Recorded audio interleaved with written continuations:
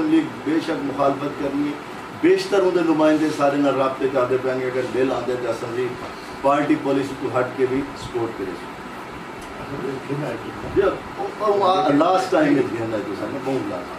अगर वो 2-4-6 महीने के वक्फे से आंदा असा को कम अज कम इन्हों को बेनकाब कराने का मौका पीपल्स पार्टी भी साकू आदि कोई गिलानी साहबान नाल भी रबता है, कल परसों तक भी वो सारे रबते थे उनके भी ज़ाहिर इलेक्शन है, लेकिन असा क्यों तौरे देर देते हैं वाल ये सारी आवाम क्यों देती है? वो यो वजूहत है मखदूम साहब के हमेशा जितू कुछ पॉजिटिव साइन होने, कुछ अमली इकदाम होने, कुछ पिछला बैकग्राउंड होता है उठों होने। दूसरा एक सारा शिकवा मैं वाला आखना ना कि शिकवा अपना नाल होता है, करो आई होप कि तुम कुछ खराब दिली ना सुनो। तुसा बेशुमार कमेटियां भी बनाइया, वर्क किया, उनके कौंसल्स बने, लेकिन कहीं भी कमेटी कौंसल धरतीवास को या क्या तहरीक के नुमाइंदगी नहीं की। एक होल्डर बेसिकली तस्लीम नहीं किया गया। पिछली सुबह बहादुर किया गया, बेशक सुबह बहादुर फंडाल मतलब शुरू की है तो ये तो MOU में शादी का MOU मतलब मुख्तलिफ पार्टी नाल किते इतना कर भी सुबह महाल चुनाव किया गया, जेरे लोग इतना आवाज़ चाहती फिर सर पिछले कई साल को उन्हें नाल कोई गुफ्तगू की गई ना उन्हें कोई डला किया गया। अच्छा वो सुबह महाल 50% प्लस मतलब सारे कालम मौजूद जिन्हें इलेक्शन के कुछ हर बाद हम खाले उड़े हुए थे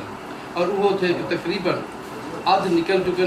अजल कुछ की गुफ्तगू जारी है। ये मेरा क्योंकि PTI का जरा बयान है वो ठीक है, वो तो लोग खड़े थे इन्हें तो अक्सर बे भी नज़र ना हो सकता अगर थोड़ा जब भी औखा होता है,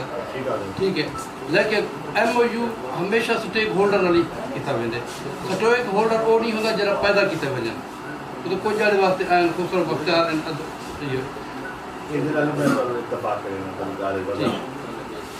सर मकसद है सर कि अगली ही दे सब कुछ अमल कर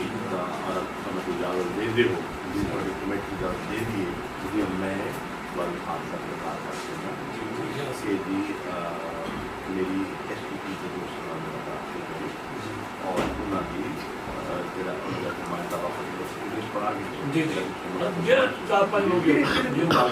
उन्होंने जवाब दी थी कि मैं करना चाहता है